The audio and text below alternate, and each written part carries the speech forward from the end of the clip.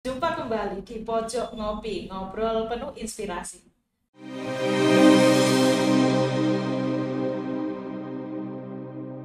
Jauh sebelum Merdeka Belajar Kampus Merdeka MPKM diluncurkan oleh Mas Menteri Pendidikan, Ki Hajar Dewantoro telah mengenalkan konsep Merdeka Belajar yang mendorong perkembangan anak didik, yaitu pendidikan untuk mengembangkan potensi yang ada dalam dirinya, meningkatkan rasa percaya diri. Dan esensi dari Merdeka Belajar versi Ki Hajar Dewantoro adalah kebebasan berpikir sehingga mendorong terbentuknya karakter jiwa merdeka. Merdeka Belajar juga sesuai dengan sistem AMONG yang diterapkan oleh Ki Hajar Dewantoro, yaitu sistem yang melarang adanya hukuman dan paksaan kepada anak didik karena hukuman dan paksaan dapat mematikan jiwa merdeka dan kreativitas. Bagaimana dengan pendidikan kita saat ini? Di tengah kita telah hadir Profesor Dr. Sutrisno Wibowo, Ketua Dewan Pakar IJMI Orda Gunung Kidul, akademisi yang mantan rektor idaman mahasiswa, suka nonton drakor, pecinta Lee Min Ho, dan sering dicurhati mahasiswa. Assalamualaikum, Prof. Waalaikumsalam. Apa Wah, kabar, luar Prof? biasa ceritanya Bu Puji. Dari mana didapat? Iya, saya browsing tentang Prof. Iya, terima kasih Iya, ya. Iya, masih nonton drakor, Prof? iya, kadang-kadang saja. Kadang-kadang. Iya, iya. Iya. Iya, Ya, Prof, siap. ini Iya, Bu. kita berbincang-bincang santai dulu. Iya, Tujuan utama dari Merdeka Belajar itu adalah menciptakan anak iya, didik sehingga memiliki jiwa merdeka. Dia tidak terkekang dengan peraturan dan sebagainya. Nah, apakah konsep ini yang disampaikan oleh Mas Menteri itu beda dengan apa yang disampaikan oleh Ki Hajar Dewantoro? iya. Jadi memang Mas Menteri itu kan mengambil filosofi Ki Hajar Dewantoro. Itu tentang kemandirian dan kemerdekaan. Nah, kemerdekaan dan kemandirian itu menurut Ki Hajar harus berangkat dari kodrat alam. Ini kodrat alam itu yang dimiliki oleh anak-anak. Kalau Bu Puji tadi menyampaikan adalah kemampuan dasar ya, kemampuan dasar ya. Nah, kodrat alam itu yang harus dikembangkan. Jadi bukan, kalau saya menggunakan istilah ini, bukan guru menuntut ya, tapi guru menuntun. Ya. Guru ini harus menuntun sehingga anak-anak itu menemukan dirinya, memberi kemerdekaan.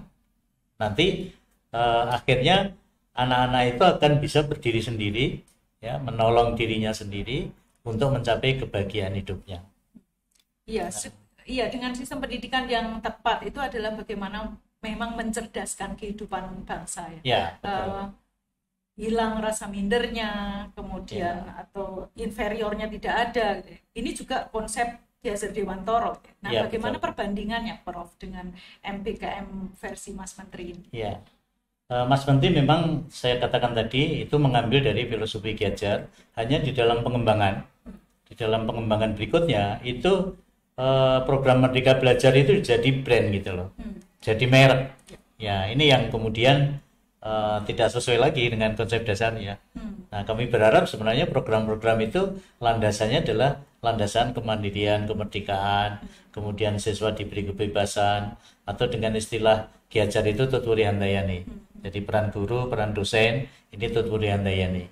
Akhirnya peserta didik, mahasiswa sendiri yang harus menentukan dirinya, ya, sehingga dia akan bisa berdiri sendiri ya, bisa namanya merdeka lahir, merdeka batin ya, lalu dia menemukan kebahagiaan hidupnya. Nah, saya amati memang program-program Mas Menteri itu semua dinamakan Merdeka Belajar. Iya. Ini yang kemudian menurut saya kok jadi meluas gitu loh. Yang tidak Merdeka Belajar pun dinamai Merdeka Belajar, sehingga Merdeka Belajar dari brand. Iya. Jadi bukan lalu hakikinya. Nah, kita akan memperingati Hari Pendidikan Nasional tadi 2 Mei ya. Iya. Nah, saya berharap ya kita kembali ke rohnya. Jangan semua kok dimaknai merdeka gitu loh. Ya, Iya, gitu. merdeka kalau sekarang itu Mas Menteri atau Iya. tentang MPKM itu mahasiswa dituntut untuk ketika lulus itu sudah harus bisa sudah memerdekakan dirinya untuk bisa bekerja. Ya. Artinya kan selama ini apa yang dilakukan mahasiswa itu lebih ke orientasinya pragmatis. Bagaimana menurut Prof? Ya tadi akhirnya tuntutan Ya, yang terjadi nggak bukan jadi menuntun. Ya. Padahal seharusnya kan menuntun. Iya, Mahasiswa menemukan dirinya. Memang perlu ya menciptakan peluang-peluang itu perlu. Ya, kemudian mahasiswa itu nanti akan mengambil peluang itu ya, dia untuk keperluan dirinya. Tapi tetap kita kembalikan kemerdekaannya pada mahasiswa, pada anak-anak kalau siswa gitu. Ya, Ki Hajar Dewantoro ini juga menyampaikan konsep tentang pendidikan untuk semua yang dianut oleh Taman Siswa. Nah, bagaimana implementasi konsep itu, Prof, pada saat itu di Taman Siswa? Jadi pendidikan untuk semua ini kan tidak membeda-bedakan. Kita tahu bahwa Taman Siswa ini kan perguruan tinggi nasional, perguruan tinggi kebangsaan. Kita tidak membedakan suku, dari mana berasal, dan latar belakang yang lain. Jadi pendidikan itu ya harus menyentuh ke semua orang. Ya. Dan Ki Hajar Dewantoro itu kan punya semboyan ini, bahwa semua orang itu adalah guru. Ya, semua orang itu adalah guru. Dan semua tempat adalah tempat belajar. Nah, itu kan pendidikan untuk semua. Sehingga semua ini akhirnya muncul trisentra pendidikan namanya ya. Pendidikan alam keluarga, pendidikan alam perguruan atau sekolah, pendidikan alam pemuda.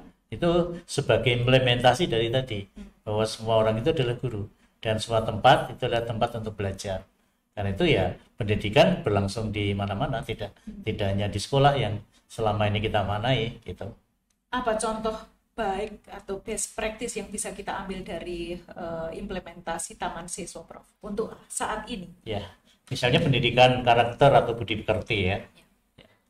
Di keluarga. Kan keluarga itu kan tempat utama dan pertama, dan sangat penting untuk pendidikan, menanamkan sikap sopan santun atau pendidikan budi pekerti, atau sekarang kita kenal dengan pendidikan karakter. Lah itu kan belum selesai. Karena hanya usia 6, kemudian 7 tahun nanti masuk sekolah kan. Nah, sekolah harus melanjutkan. Jadi bukan memutus, sekolah harus melanjutkan. Kemudian apa yang dia berikan di sekolah itu tidak hanya berlaku di sekolah, tapi juga di masyarakat juga. Jadi masyarakat ini juga bagian untuk bagaimana melaksanakan fungsi-fungsi pendidikan. Jadi jangan hanya serahkan sekolah, keluarga, masyarakat juga bersama-sama. Gitu. Nah sekarang ini kan terjadi kasus keliti segala ya. Nah ini tentu kita berharap menyatukan trisentra ini yang kuat. Jadi masyarakat juga menjaga. Jadi jangan membiarkan apa yang dididik di sekolah ini ya harus diimplementasikan di keluarga dan masyarakat. Ya. Pendidikan tidak hanya diserahkan pada sekolah, tapi juga kepada masyarakat. Nah, ini kadang-kadang dimaknai begini, Prof. Sekolah kadang menyampaikan bahwa Anda sekolah, tapi juga harus belajar di luar. Akhirnya diserahkan pada bimbel. Gimana menurut Prof? Ya ini yang kita jadi salah kaprahnya di situ. Jadi memindahkan sekolah ke bimbel. Ya, sehingga kesempatan untuk bermasyarakat itu sangat sempit. Seharusnya kan di masyarakat itu dia bermasyarakat. Jadi melakukan kegiatan-kegiatan yang ada di masyarakat. Ya, nah disitulah apa yang kita dapatkan di sekolah sebenarnya bisa kita implementasikan di masyarakat. Sama ya Mbak. Hari Senin yang lalu kan kita menghadap Ngarso Dalem untuk melaporkan pendidikan khas Kejogjaan. Beliau mengingatkan, sing diulangi ning sekolah itu piye menggoning masyarakat. Di sekolah sudah ada sopan santun, ya itu sudah dididik dengan baik. Tapi kalau masyarakatnya nanti kering, tidak menggunakan seperti yang ada di sekolah, maka akan terjadi ketimpangan. Karena itu juga harus dipikirkan bagaimana pendidikan masyarakat. Tentu pendidikan masyarakat kan lewat ini juga, lewat YouTube, lewat koran, lewat apa gitu. Nah ini kita harapkan, karena di masyarakat kan tidak pendidikan formal, lebih bisa lewat saluran apapun. Kalau sekarang ya orang kan sukanya lihat YouTube, ya orang sukanya browsing dan lain-lain. Dan ini kita harapkan bisa bersinergi. Gitu. Prof, ini kembali ke bimbel tadi. Sudah pernah ada riset belum, Prof, tentang misalnya sebenarnya yang membuat prestasi anak itu dia berhasil untuk masuk perguruan tinggi terkenal misalnya, itu prestasi sekolah atau prestasi bimbel? Belum ada riset tentang itu. Tetapi yang saya amati, kalau bimbel ini kan strategi mengerjakan soal. Iya. Kalau pendidikan Iya. ini adalah mendidik, Nah, ya mendidik. Sehingga memang berbeda. iya. Jadi kalau bimbel itu hanya berangkatnya dari kisi-kisi ya, Iya. kisi-kisi soal, kemudian nanti strategi menjawab, hanya begitu. Sementara kalau pendidikan kan tidak begitu. Iya. Ya, pendidikan itu kan menuntun tadi. Nah. Ya, ya. Nah, inilah orientasi yang berbeda akhirnya, Prof. Ya, betul. Orientasi kita itu membangun karakter anak supaya dia merdeka menentukan dirinya, tidak minder dan sebagainya. Tetapi orientasi pendidikan yang sangat pragmatis tadi kan, Ya. Bagaimana secara pragmatis bisa keterima di perguruan tinggi. Ya, itu hanya transfer kognitif saja, Pak. Iya, betul. Jadi tidak transformasi Iya. nilai. Betul. Seharusnya pendidikan kan transformasi nilai. Nah, yang Ya saya maklum kalau bimbel itu ya memang orientasinya Iya. masuk kok ya, dia ya transfer kognitif saja. Iya. Ya, Nah, sebenarnya- knowledge transfer aja. Sebenarnya, Prof, kita butuh yang mana sebenarnya? Orientasi untuk pragmatis dia bisa secara empiris, dia bisa menempati atau menduduki perguruan tinggi terkenal, atau dia sebagai siswa atau anak didik yang dia secara karakter budi pekerti dia baik. Jadi hakikat pendidikan itu dua ya, Mbak. Satu adalah transfer pengetahuan lewat mengajar. Ya. Kemudian transformation of values, transformasi nilai lewat pendidikan. Jadi karena itu Ki Hajar Dewantara, kementerian yang dulu itu namanya Pendidikan dan Pengajaran. Ya, dan pengajaran. Awal-awalnya itu pendidikan, kebudayaan dan pengajaran dan kebudayaan awalnya. Artinya memang dua fungsi itu. Kemudian karena pengajaran kita masukkan di bagian atau include pada pendidikan, akhirnya yang muncul bahwa dalam pendidikan itu harus ada transformation of values dan harus ada transfer of knowledge kan gitu. Ya, baik, Prof. Konsep pendidikan Ki Hajar Dewantara ini juga katanya ya ada kesamaan dengan konsep pendidikan Islam. Ya. Bisa dijelaskan, Prof? Ya. Nah, Ki Hajar Dewantara itu kan dulu pernah mondok ya. Ikut pondok pesantren dan dia juga penghafal Al-Quran juga. Oh, ya. Dikirim di berbagai pondok. Lalu yang sangat intens itu di Kalasan, di Prambanan. Di situ kemudian beliau dari pondok yang beliau di mana belajar, beliau kembangkan menjadi pondok-pondok kecil. Karena itu kita paham kalau terjadinya pondok pesantren sekarang itu kan kiai-kiai mendirikan kan. Nah sebenarnya setelah saya lihat itu basisnya dari situ. Jadi pengalaman beliau kemudian beliau mengembangkan ya. Bagi beliau itu kan setiap rumah itu kan bisa pondok. Di situ adalah guru, kemudian ada murid, ada santri, saling belajar. Nah, yang paling hakiki menurut saya, pendidikan pondoknya Ki Hajar Dewantara, antara agama dan ilmu umum itu berintegrasi. Jadi tidak kering. Jadi ketika kita belajar agama, nah bagaimana implementasi di masyarakat. Jadi itu menurut saya keunggulan yang dikelola atau yang diinisiasi oleh Ki Hajar Dewantara yang kita kenal dengan pondok asrama itu adalah belajar selama 24 jam ilmu agama dan ilmu umum. Ya, bagaimana menurut Prof kalau model pendidikan sekarang terpisah gitu? Pendidikan umum, agama. Gitu. Nah, itu yang menurut saya jadi keliru. Seharusnya kan terintegrasi ya. Ya. Sehingga yang pondok-pondok sekarang kan ada ada tren boarding school ya. Nah, ini mestinya kan jangan hanya apa kognitifnya saja, tetapi pendidikan agama masuk, umum juga masuk, terintegrasi tetapi kontekstual. Nah, sebaliknya yang boarding school ini yang berorientasi pada iptex harus ada sentuhan-sentuhan agamanya. Jadi para pengelola boarding school ini ya tolong juga sentuhan-sentuhan ilmu kemasyarakatan itu dimasukkan ya. Kalau contohnya sekolah yang mengintegrasikan antara agama dengan umum, kita dapatkan di mana, Prof? Yang sekarang ini saya belum melihat. Belum ada. Jadi di Indonesia ya, sekalipun? Kadang-kadang pondok menamakan begitu. Tapi apakah sudah benar-benar mengintegrasikan apa belum? Ya itu yang saya belum bisa mengatakan. Iya. Ya. Ya. Jadi keunggulannya sebenarnya pada kontekstualisasi. Ya.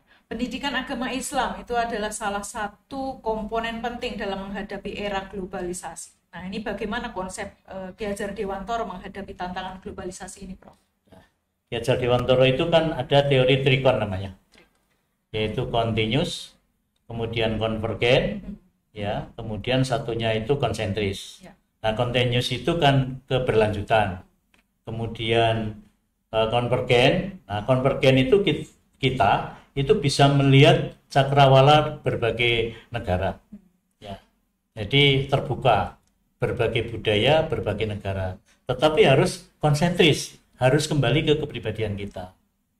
Nah, berangkat dari konsep trikon itu, menurut saya pendidikan Islam bisa kita terapkan, ya. Sehingga ya kita bisa belajar dari negara manapun, ya. Kemudian tetap nanti nilai-nilai Islam itu menjadi orientasi utama. Jadi jangan tertutup gitu. Ya, jadi Ki Hajar Dewantoro ini sebenarnya sudah berpikir lebih futuristik. Iya, iya, masa depan sudah. Ya, kalau orientasi pendidikan kita MPKM itu landasannya adalah Ki Hajar Dewantoro, menurut Prof ini sebenarnya sudah benar ya? Saya kira ke metodologinya ya. Jadi jangan menuntut tadi, tetapi bagaimana bisa menuntun lalu mahasiswa menemukan dirinya. Kita kembali ke sana sehingga mahasiswa itu akhirnya memperoleh ilmu pengetahuan untuk dirinya, menemukan dirinya, kemudian dia bisa memandirikan dirinya. Iya. Ini Prof, tujuan pendidikan Ki Hajar Dewantoro dan pendidikan agama Islam ini sama-sama bertujuan untuk menghargai sesama manusia dengan cara memperbaiki etika atau akhlak. Ini sampai sejauh ini sudah berhasilkah? Nah, Ki Hajar Dewantoro sangat konsen terhadap yang namanya pendidikan budi pekerti, kalau sekarang adalah pendidikan karakter. Kembali lagi-lagi kembali ke bagaimana etika, bagaimana sopan santun. Kan aslinya kan beliau itu pertama adalah intelektual, ya. Kemudian dua adalah fisik, ya, fisik. Jadi kemudian yang ketiga itu adalah nilai-nilai, atau dengan istilah beliau adalah keadaban. Nah, dari integrasi tiga ini, kalau sekarang kita kenal kan kognitif, psikomotor, afektif kan sama sebenarnya, ya. Dan mungkin Ki Hajar lebih duluan daripada belum. Kita mengenal kognitif, afektif, psikomotor itu kan tahun 50-an. Ki Hajar sudah tahun 1920 bicara tentang tiga tadi, tentang intelektual, kemudian olah fisik, kemudian yang ketiga adalah keadaban atau sopan santun gitu. Nah, memang kalau kita melihat fakta yang sekarang ya, bagaimana keberhasilannya ya tentu di satu daerah dengan daerah yang lain berbeda-beda. Bagaimanapun kita tidak bisa memungkiri kejadian-kejadian yang ada ya. Ya, yang terakhir ini kan yang terjadi di Jogja, kejahatan jalanan, ya menurut istilah itu. Ya, Prof, kalau saya nih terutama nih pengen membandingkan nih pada saat Ki Hajar Dewantoro tahun 20-an, kalau dibandingkan dengan sekarang sistem pendidikan kita, adakah tahun 20 itu perilaku korup yang terjadi di Indonesia? Tidak ada data tentang itu.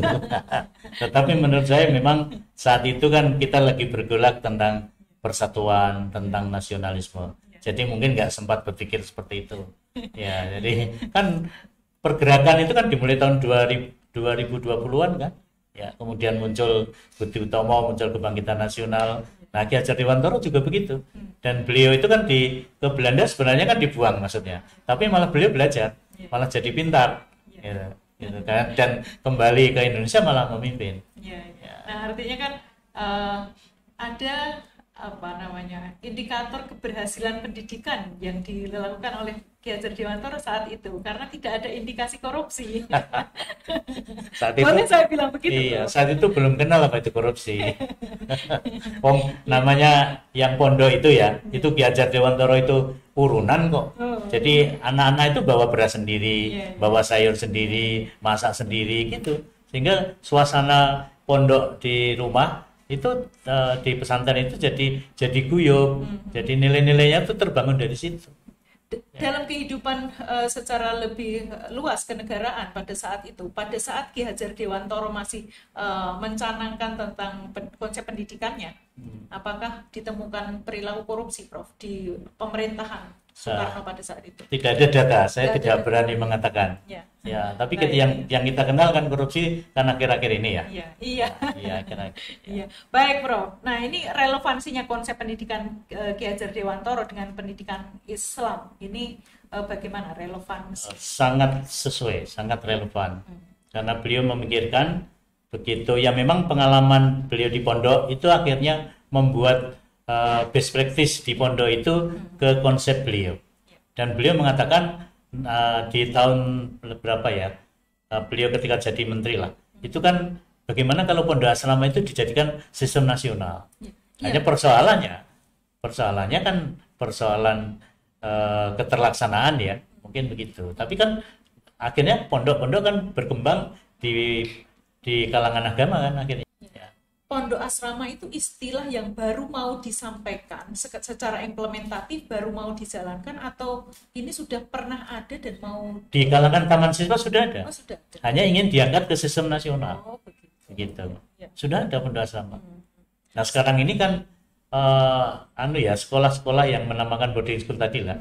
Nah, itu juga kadang-kadang harusnya terintegrasi gitu loh. Nah, sekarang ini kan kayak pendidikan formal aja yang tidurnya di situ, tidak ada integrasi, lalu dipisahkan dengan masyarakat. Beliau tidak dipisahkan dengan masyarakat.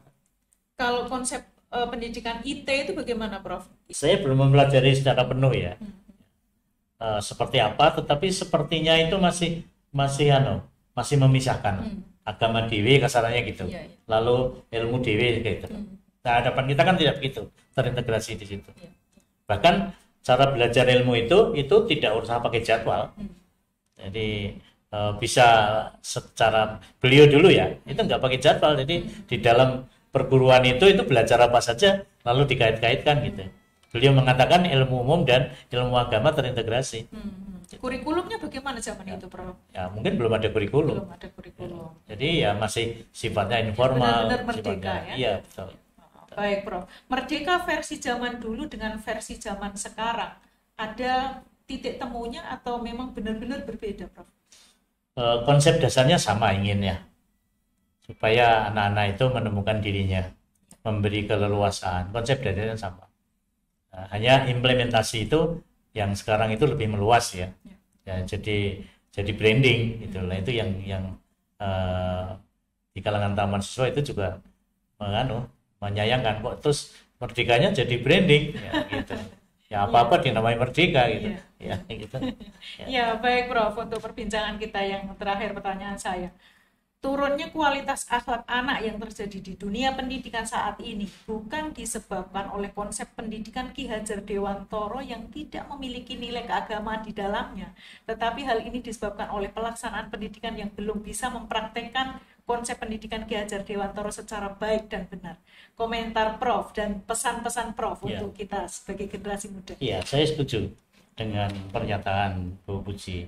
Jadi memang kita ada persoalan di implementasi.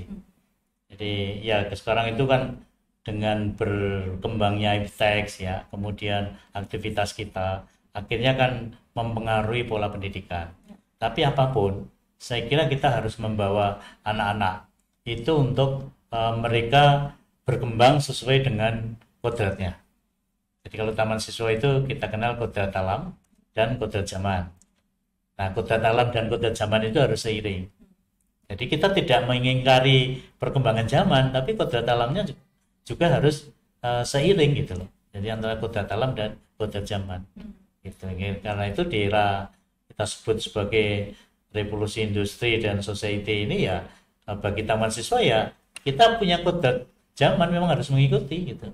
Tapi jangan lupa bahwa anak-anak itu punya kodrat alam lewat potensi dirinya, kemudian latar belakang orang tuanya, latar belakang di kehidupannya. Nah, ini harus seiring gitu.